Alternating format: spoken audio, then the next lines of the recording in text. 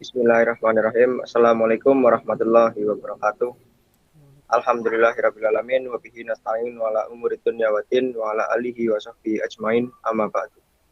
Puji syukur kita panjatkan kepada Allah Subhanahu wa taala yang sampai hari ini memberikan banyak sekali kenikmatan, dari nikmat sehat, nikmat iman, nikmat Islam, dan juga nikmat memberi kesempatan kepada kita. Dua kalinya selawat serta salam semoga selalu senantiasa tercurahkan kepada junjungan kita Nabi besar Nabi Muhammad Shallallahu Alaihi Wasallam yang selalu kita nantikan syafaatnya di yaumil akhir nanti. Untuk kesempatan kali ini saya akan dari kelompok kami akan memberikan presentasi yang dua ilmuwan Islam di bidang teknik atau sains untuk mata kuliah Islam dan ilmu pengetahuan kelas A untuk Fakultas Teknik Informatika. Slide selanjutnya, kelompok kami terdiri dari 7 orang. Yang pertama ada Mahendra Riyakusuma dengan NIM 11, kemudian Arif Fadlur Rahman dengan NIM 17, kemudian Jerry Riswanto dengan NIM 12, dengan NIM 03, kemudian ada Resta Ananda Putri dengan NIM 20, ada Renda Yoga Aditya dengan NIM 16 dan Rizal Dwi Hadiarso dengan NIM 44. Untuk selanjutnya akan dijelaskan oleh Mas Jerry, silakan. Di sini saya akan mengambil alih tugas Mas Jerry untuk mempresentasikan biografi Ibnu Al-Haytham. Ibnu Al-Haytham dilahirkan di Basrah pada tahun 354 Hijriah bertepatan dengan 965 Masehi. Ia memulai pendidikan awalnya di Basrah, tempat kelahirannya. Setelah beliau merasa cukup, beliau mengabdi menjadi pegawai pemerintah di daerah kelahirnya, yaitu Basrah. Setelah beberapa lama beliau berbakti kepada pihak pemerintah, beliau lalu mengambil keputusan untuk merantau ke Ahwaz dan Baghdad. Di perantauan beliau memikirkan untuk melanjutkan pendidikan dan mencurahkan perhatiannya pada penulisan. Kecintaannya tersebut kepada ilmu telah membawanya berhijrah ke Mesir. Di Mesir beliau disambut baik oleh dinasti Fatimiyah yang ada di sana. Selama di sana, beliau mengambil kesempatan untuk melakukan beberapa kerja penyelidikan mengenai aliran Sungai Nil. Yang sayangnya banyak ide-ide beliau yang tidak bisa direalisasikan, dan akhirnya beliau mencoba mengundurkan diri dari proyek kerja penyelidikan tersebut, lalu menyalin buku-buku mengenai matematika dan falak. Tujuannya adalah untuk mendapatkan uang tambahan dalam menempuh perjalanan menuju Universitas Al-Azhar Kairo, Mesir. Usaha tersebut membuahkan hasil sehingga beliau akhirnya menjadi seorang yang amat mahir dalam bidang sains, falak, matematika, geometri, pengobatan, dan falsafah. Mungkin sekian yang bisa saya sampaikan mengenai biografi dari Ibnu Al-Haytham. Untuk slide selanjutnya akan dipresentasikan oleh Mas Jerry.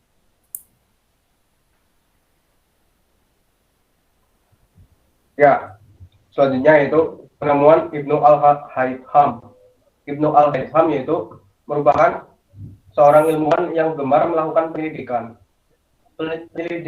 Penyelidikannya mengenai cahaya yang telah memberikan ilham kepada ahli sains barat seperti Boger Bacon dan Kepler. Ia juga seorang pencipta mikroskop serta teleskop. Dan dia merupakan orang pertama yang menulis dan menemukan berbagai data penting mengenai cahaya. Ibnu Al-Haytham mendapat julukan sebagai bapak optika modern. Selanjutnya akan diteruskan oleh Mahendra Riyakusuma.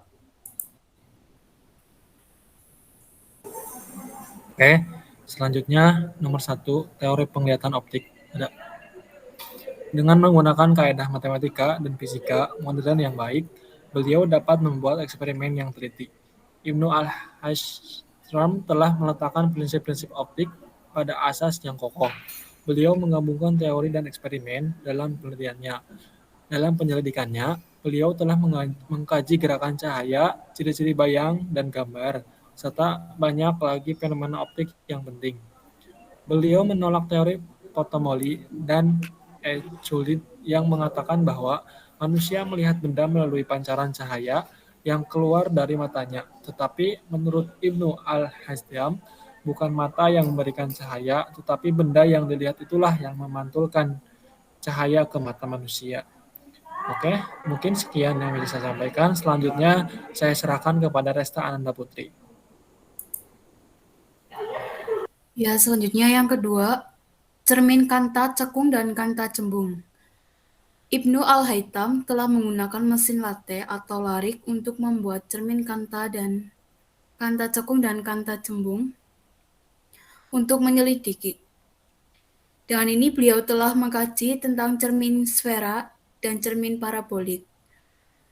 Dan beliau mengkaji aberasi sferis dan memahami bahwa dalam cermin parabola kesemua cahaya dapat tertumpuk pada satu titik.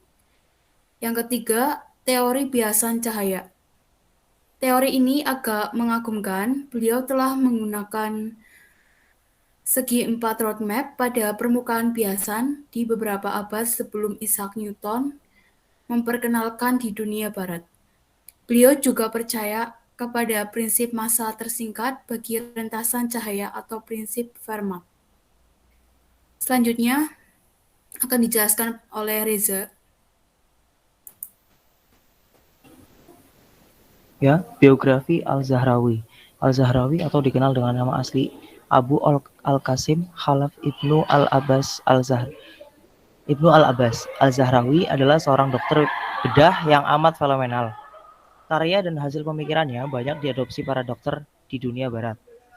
Ia terlahir pada tahun 936 Masehi di kota Al-Zahra, sebuah kota yang berjarak 9,6 km dari Cordoba, Spanyol. Ia merupakan keturunan Arab Ansor yang menetap di Spanyol.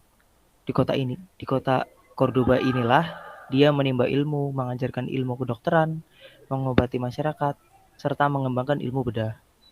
Al-Zahrawi tutup usia di kota Cordoba pada tahun 1013 Masehi, sekitar 2 tahun setelah tanah kelahirannya dijarah dan dihancurkan. Selanjutnya akan dijelaskan oleh Mas Rizal.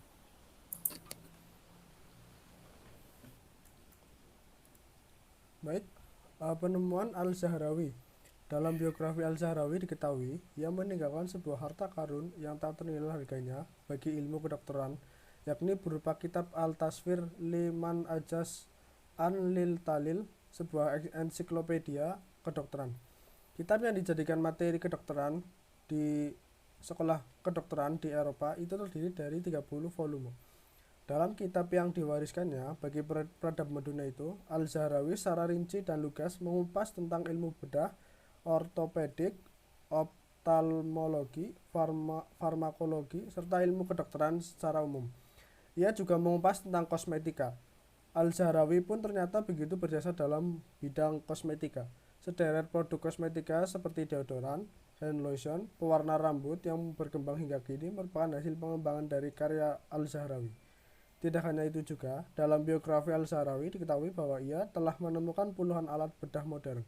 Dalam kitab Al-Tasfir, Bapak Ilmu Bedah itu memperkenalkan lebih dari 200 alat bedah yang dimilikinya. Sekian dan terima kasih. Ya, mungkin itu yang dapat kami sampaikan untuk presentasi kali ini.